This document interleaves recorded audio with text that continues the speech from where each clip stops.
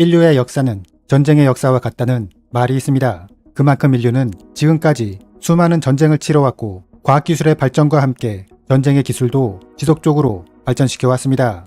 이러한 전쟁 기술 중에 현재까지도 꾸준히 이어져 오는 것이 바로 땅굴입니다. 땅굴은 보통 군사력이 약한 군대가 강한 적을 상대하기 위해 사용하는 전술로 지금으로부터 약 3000년 전 유대인들은 자신들을 억압하는 로마군을 피하기 위해 산악지역의 수많은 땅굴을 구축했습니다. 로마도 땅굴을 사용한 기록이 있는데 그것은 성 안에서 방어전을 수행하는 적을 굴복시키기 위한 목적이었습니다. 로마군은 성벽 밑으로 땅굴을 구축해 지반을 약화시키고 이것을 한 번에 붕괴시켜 성벽과 함께 무너지도록 하는 전술을 사용했던 것입니다. 땅굴은 현대전에서도 사용되었습니다. 일본은 태평양 전쟁 당시 미군을 상대로 수많은 땅굴을 구축했는데 특히 이오지마 섬에서는 18km에 달하는 땅굴을 파고 그곳에 각종 중화기를 숨겨놓거나 여러 개의 벙커를 만들어 대항했습니다.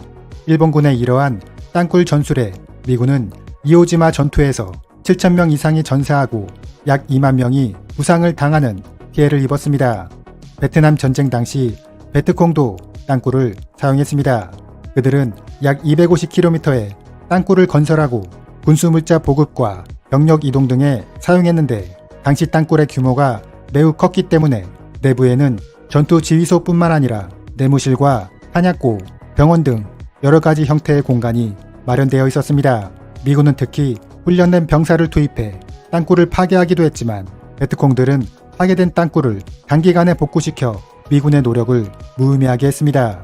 이렇게 땅굴 전술이 전쟁에서 유용하다는 것이 확인되자 북한도 이를 적극적으로 받아들였습니다.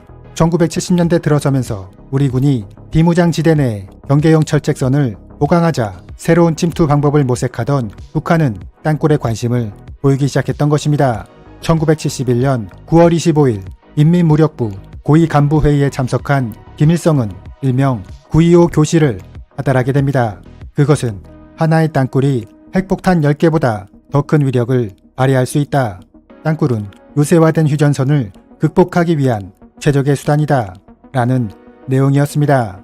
북한군이 이렇게 땅굴을 굴착한 데에는 크게 두 가지 목적이 있는데 그중 하나는 전면전을 개시할 때 대규모의 병력을 신속하게 전개시켜 주요 군사 지역을 빠르게 점령하는 것이고 다른 하나는 남한 내에 사회 혼란이나 무장 폭동이 일어났을 경우 게릴라 부대를 침투시켜 후방을 교란하기 위한 것이었습니다. 하지만 그들의 땅굴 전술은 결국 우리 군에게 발각되고 말았습니다. 1974년 경기도 연천의 비무장지대에서 25사단 소속 수색대 9명이 임무를 수행하던 도중 땅 밑에서 수증기가 올라오는 것을 확인하게 됩니다. 이를 수상하게 여긴 수색대가 땅을 파기 시작했고 약 46cm 아래에 지하 터널이 있음을 발견하게 되는데 이것이 바로 북한군의 제1땅굴입니다. 25사단 수색대가 막 땅굴을 발견한 순간 북한군이 300여 발의 기관총 사격을 가해왔고 이로 인해 3명이 전사하고 5명이 부상을 당하는 피해를 입기도 했습니다.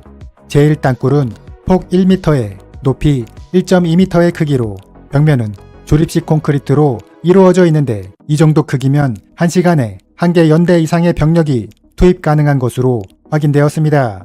땅굴 내부를 수색하는 과정에서도 피해가 있었습니다. 당시 한미 공동조사반 8명이 땅굴을 조사하고 있었는데 이때 북한군이 매설한 부비 트랩이 폭발하여 국군 장교 1명과 미군 장교 1명이 순직하고 6명이 부상을 당했습니다.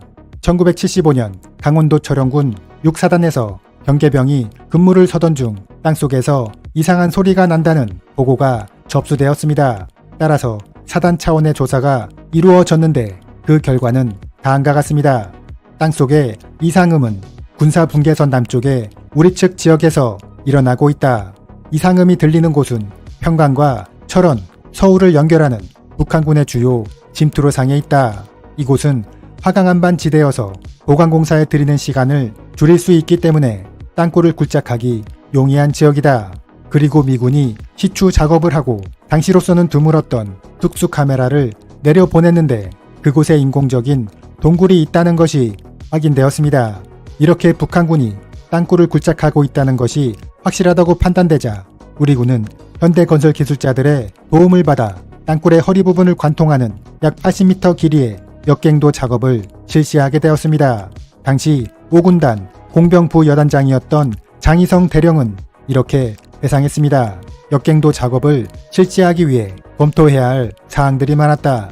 우선 진입로를 만들고 작업자들을 위한 수경시설, 급수시설, 전기공사 등이 필요했으며 월동 준비도 철저히 해야 했다. 작업장이 북한군 지피에서 불과 1.5km 밖에 떨어져 있지 않았기 때문에 철책선을 새로 구축하고 경계 근무도 강화해야 했다. 3개월간의 작업 끝에 드디어 제2땅굴이 발견되었습니다. 제2땅굴은 폭 2m, 높이 2m의 크기로 이 정도 규모면 시간당 2만 명 이상의 병력이 한 번에 투입될 수 있으며 중화기와 같은 무기들도 통과할 수 있는 것으로 확인되었습니다. 제2땅굴을 발견하는 과정에서 희생자도 발생했는데 수색 과정에서 북한의 부비 트랩에 의해 8명의 장병들이 전사하고 굴 내부에 차있던 아왕산 가스로 인해 7명의 작업자들이 질식사하기도 했습니다.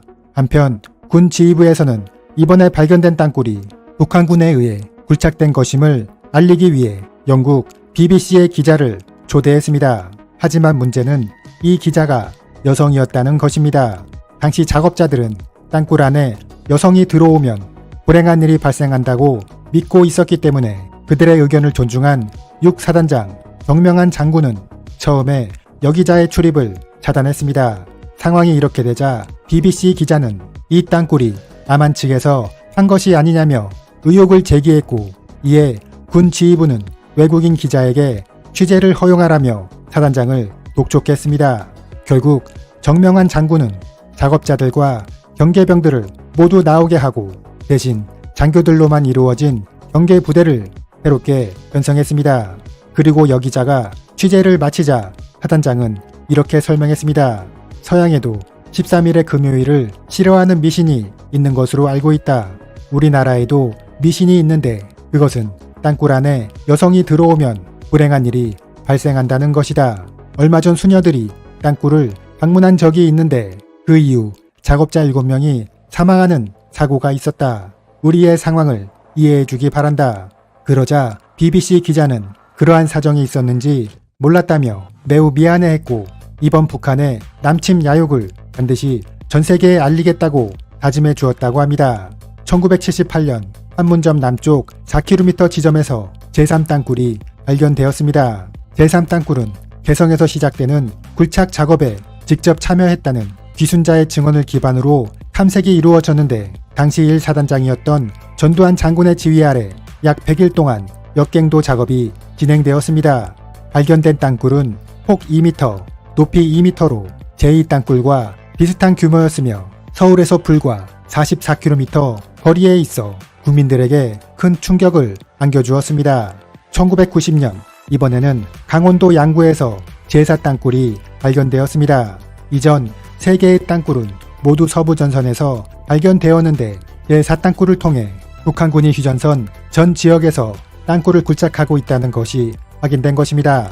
제4땅굴에 대한 역갱도 작업이 실시되고 있는 사이 21사단에서는 수색팀이 편성되었습니다. 수색팀은 기본 체력 훈련 이외에 특수장비 사용 요령, 화생방 대비 훈련도 동시에 진행해 이전과 같은 희생자가 다시는 발생하지 않도록 주의했습니다. 최초 11명의 수색팀이 투입되었는데 수색 중 가장 걱정이 되었던 것은 바위 밑이나 흙탕물 아래 숨겨져 있는 목함지뢰였습니다. 목함지뢰는 금속 탐지기로도 발견되지 않아 사람이 직접 하나하나 확인을 해야 했기 때문입니다. 당시 수색팀은 군견을 앞세우고 전진했는데 갑자기 펑하는 소리와 함께 지뢰가 폭발하게 되었습니다. 지휘소에서는 인명피해가 우려되어 안전을 확인하는 무전을 계속했는데 약 3분 후 전사자는 없으며 군견만 폭사한 것으로 확인된다 라는 응답이 왔습니다. 이렇게 군견의 희생으로 목숨을 구할 수 있었던 수색대는 군사 분계선 북쪽 500m까지 진출해 상황을 확인하고 안전하게 복귀할 수 있었습니다. 당시 폭사한 탐지견 헌트는 여러 사람의 생명을 구한 것으로 인정받아 인원 무공 훈장을 수여받았고 군견으로서는 최초로 소위 계급에 주서되었습니다. 제4땅굴 이후 현재까지 추가로 발견된 땅굴은 아직 없습니다. 하지만 우리 군은 땅굴이 더 존재할 수도 있다고 판단하고 시추작전과 탐사작전, 청음작전, 인공위성을 통한 확인 작업 등을 지속적으로 수행하고 있습니다.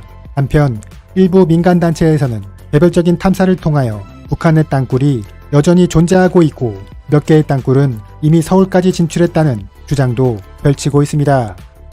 이상으로 마치겠습니다.